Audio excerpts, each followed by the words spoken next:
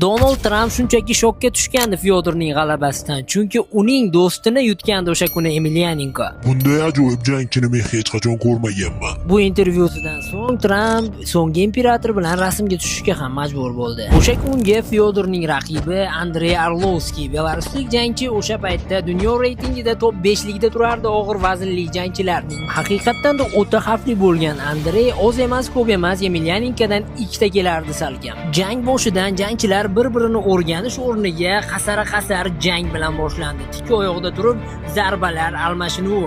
Fyodorga juda ham kuchli zarbalar yo'llay olayotgan Andrey go'yoki bu jangda favoritdek tuyulayotgandi.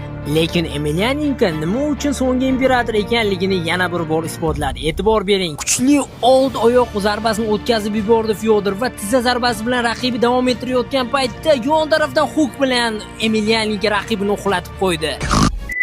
Fyodor Emelianenko MMA tarixidagi eng sovuqqon va halokatli jangchi.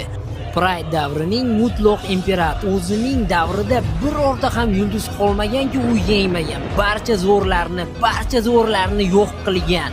Haqiqiy afsona 10 yil mobaynida umuman yutqazmagan. Eng qiziq tomoni shundaki, u hech qachon shou qilmagan.